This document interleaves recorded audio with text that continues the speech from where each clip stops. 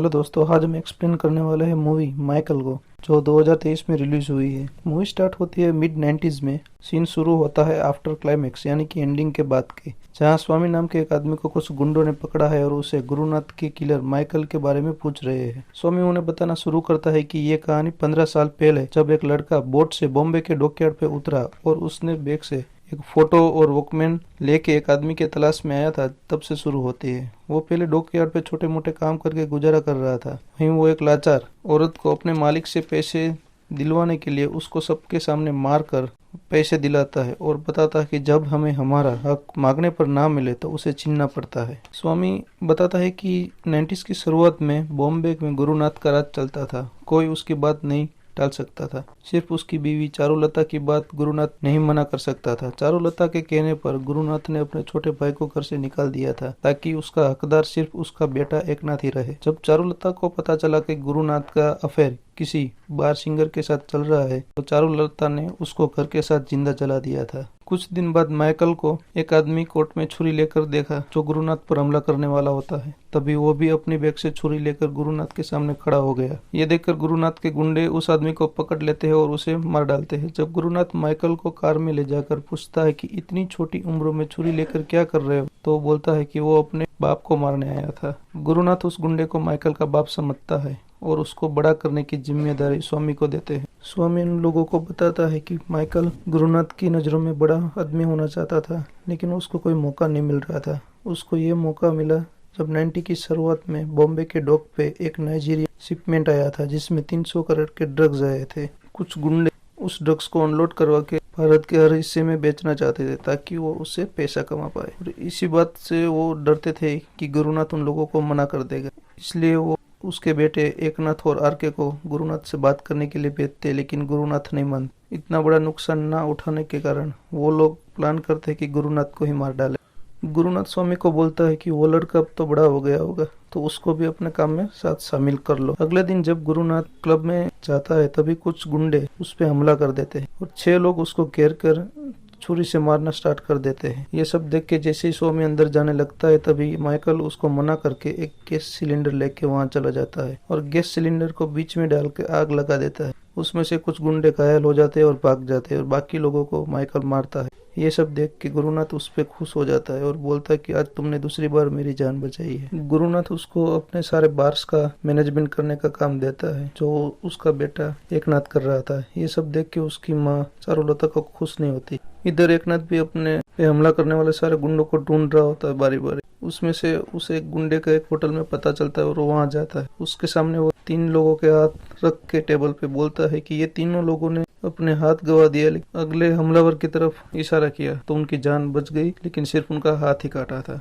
वो 5वां आदमी भी अपना हाथ कटवा देता है और आगे के 6ठे आदमी का नाम बताता है कि जिसने ये सारी मर्डर की प्लानिंग की थी। इधर बार में आरके के गुंडे सारा सामान तोड़ते और उस लोगों को परेशान करते थे। उन लोगों को मार के माइकल ने सारे बार में सारा मैनेजमेंट ठीक कर दिया। गुरुनाथ माइकल को 6ठे आदमी का फोटो देता है और उसके साथ उसकी बेटी का भी फोटो देता है। गुरुनाथ माइकल को बताता है कि उसकी बेटी को मिलने के लिए वो जरूर आएगा, इसलिए वो उसकी बेटी पे वॉच रखने के लिए बोलता है। माइकल दिल्ली जाके जो 6ठे आदमी की बेटी है थीरा, उसके ऊपर वॉच रखता है और कुछ दिन उसके ऊपर वॉच रखने के बाद वो उसे मन ही मन पसंद करने लगता है। एक दिन वॉच करते समय जब एक लड़का थीरा को छेड़ता है तो ये देख के माइकल को गुस्सा आता है और माइकल उस लड़के को सबके सामने पीट देता है। थीरा भी ये सब देख रही होती है, वो भी माइकल का सेफ्टी महसूस कर पा रही होती है। एक दिन शाम को वो सामने से माइकल को अप्रोच करती है और उसकी गाड़ी में बैठ जाती है और वो माइकल को अपने घर छोड़ने के लिए बोलती है। माइकल को भी थीरा का साथ पसंद आने लगता है, वो भी उससे प्यार करने लगता है। एक दिन सुबह थीरा माइकल को फोन करके बोलती है कि उसे एक सहेली को मिलने के लिए अर्जेंट जाना है। माइकल को शक हो जाता है कि वो अपने पिता से ही मिलने जा रही है, तो वो भी साथ में चला जाता है।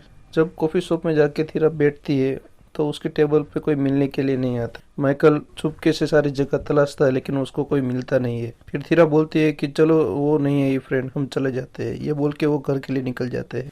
उसी दिन रात को जब माइकल थीरा को उसके घर छोड़ के वापस जाता है तो उसको डाउट होता है, तो थोड़ी देर में वापस आता है। जैसे वो अंदर घर के अंदर घुसता है तो उसके फादर रतन को देखता है। उसको देखते ही वो उसके मारने की कोशिश करता है और गन सर पे ताक देता है। थीरा उसको रिक्वेस्ट करती होती है अपने फादर को छोड़ने के लिए। माइकल पिघल जाता है और उसको छोड़ देता है और जैसे अस्पताल ले जाता है तो रतन अस्पताल में बोलता है कि जब गुरुनाथ को मारने की प्लानिंग हो रही होती है तभी एक कॉल आया था। किसी में उसको गुरुनाथ को मारने की हिम्मत नहीं थी, इसलिए रतन ने पैसे देकर बाहर से कुछ लोग मंगवाए थे, लेकिन गुरुनाथ ने बारी बारी सबको मार डाला, इसलिए वो गायब हो गया था। माइकल उन दोनों को छोड़ के चला जाता है, लेकिन एक खबरी गुरुनाथ को फोन करके बोल देता है कि माइकल ने रतन को छोड़ दिया है। इधर माइकल भी थीरा से दूर नहीं रह पाया, इसलिए वो भी थीरा के पास वापस आ जाता है और दोनों साथ में रहने लगते हैं। एक दिन रात में कुछ गुंडे थीरा के घर पे आके उन दोनों पे हमला करते हैं और इसी लड़ाई में माइकल जख्मी हो जाता है और उसके सर पे एक रोड लगने के कारण वो बेहोश हो जाता है। 2 दिन बाद उसको जब होश आता है तो वो बॉम्बे के पास